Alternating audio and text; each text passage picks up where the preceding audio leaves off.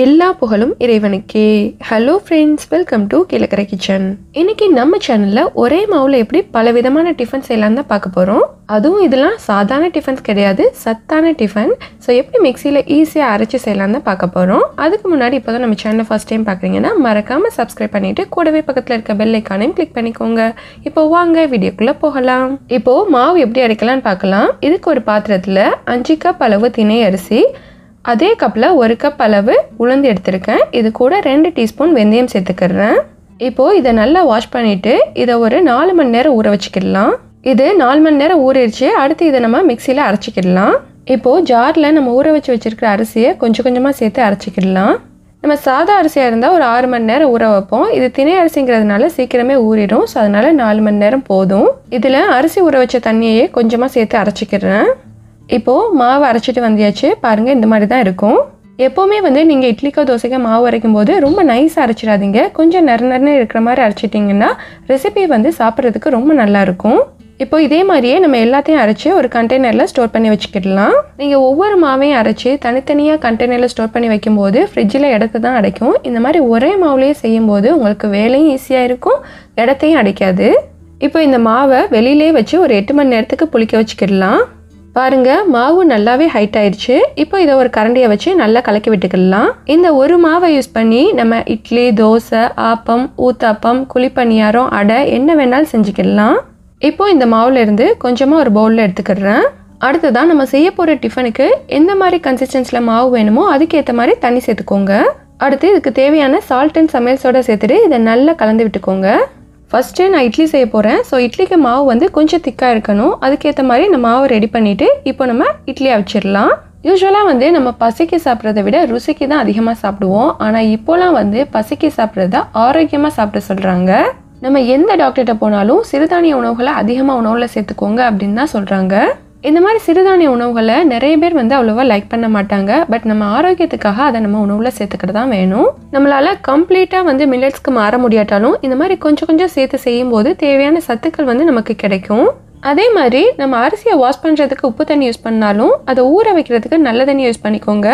அப்போ தான் அதில் உள்ள சத்துக்கள் தண்ணியில் இறங்கும்போது அது வேஸ்ட் ஆகாமல் நமக்கு கிடைக்கும். மோஸ்ட்லி இந்த மாதிரி டிஃபன் ஐட்டம்லாம் நம்ம காலையில் இல்லைன்னா நைட்டுக்கு சாப்பிடுவோம். ஸோ அந்த டிஃபனை நம்ம ஹெல்த்தியாக சாப்பிட்டா நமக்கு நல்லது. இப்போ இட்லி பாத்திரத்துக்குள்ளே இட்லியை வச்சியாச்சு. நல்ல ஆவி வருது. இட்லி வெந்துருச்சான்னு சொல்லிட்டு செக் பண்ணி பார்க்கலாம். இது வெந்துருச்சு. இப்போ நம்ம எடுத்துடலாம். நம்ம பாட்டி காலத்துலலாம் இந்த மாதிரி சிறுதானிய உணவுகளை சாப்பிட்டதுனால தான் ரொம்ப நாளைக்கு ஆரோக்கியமாக இருந்தாங்க. ஆனால் இப்போ உள்ள பசங்கள்லாம் ரொம்பவே வீக்காக இருக்காங்க. ஸோ அவங்களுக்கு இந்த மாதிரி உணவுகளை டயட்டில் எடுத்துக்கிடணும். இப்போது இந்த இட்லி எல்லாத்தையும் எடுத்து நம்ம ஒரு பிளேட்டுக்கு மாற்றிக்கிடலாம். இன்றைக்கி நான் திணை யூஸ் பண்ணி செஞ்சுருக்கிற மாதிரி நீங்கள் வரகு, சாமை, குதிரைவாளி, ராகி இந்த மாதிரி யூஸ் பண்ணி செய்யலாம். நம்ம சாதா அரிசி யூஸ் பண்ணுறதுக்கு பதிலாக இந்த மாதிரி அரிசி யூஸ் பண்ணிட்டேன்டா ஆரோக்கியமாக இருக்கலாம். இந்த இட்லியை நீங்கள் சாப்பிட்டுட்டு மீந்துருச்சுட்டா அதை உதுத்து விட்டு நம்ம திணை இட்லி உப்புமாவாக செய்யலாம். ஸோ எல்லாமே நம்மளோட யோசனை தான். நம்ம செய்கிற நார்மல் இட்லிக்கும் இந்த இட்லிக்கும் கலர் டிஃப்ரென்ஸ் தெரியும். அது நல்ல ஒயிட்டாக இருக்கும். இது கலர் கொஞ்சம் கம்மியாக இருக்கும். இப்போது ஆரோக்கியம் நிறைந்த திணை அரிசி இட்லி சூப்பராக ரெடி ஆகிடுச்சு. நான் எனக்கு தேவையான அளவு அவிச்சு எடுத்துட்டேன். பாருங்கள், இட்லி நல்ல சாஃப்டாக இருக்குது. நீங்கள் டெய்லி இந்த மாதிரி இட்லி செய்யாட்டாலும் வாரத்தில் 2-3 நாளாவது இந்த மாதிரி செஞ்சு கொடுங்க. அப்போ தான் ஆரோக்கியமாக இருப்பாங்க. இதுக்கு சைடிஷாக நான் சாம்பார் அண்ட் சட்னி வச்சு சாப்பிட்டேன். ரொம்ப சூப்பராக இருந்துச்சு.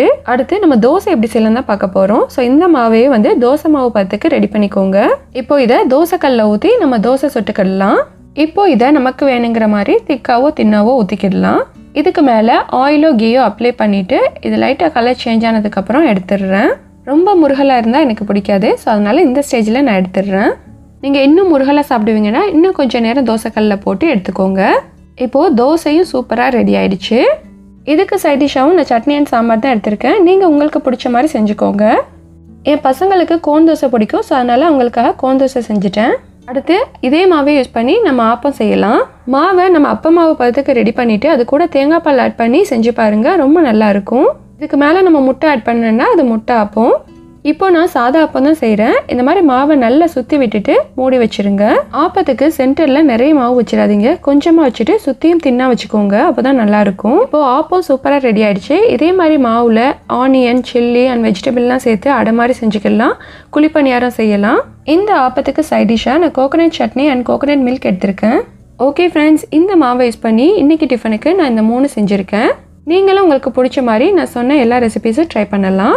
இந்த வீடியோ ஓரளவுக்கு யூஸ்ஃபுல்லாக இருந்திருக்குன்னு நினைக்கிறேன். வீடியோ பிடிச்சிருந்தா please like, comment, share and subscribe my channel. Thank you.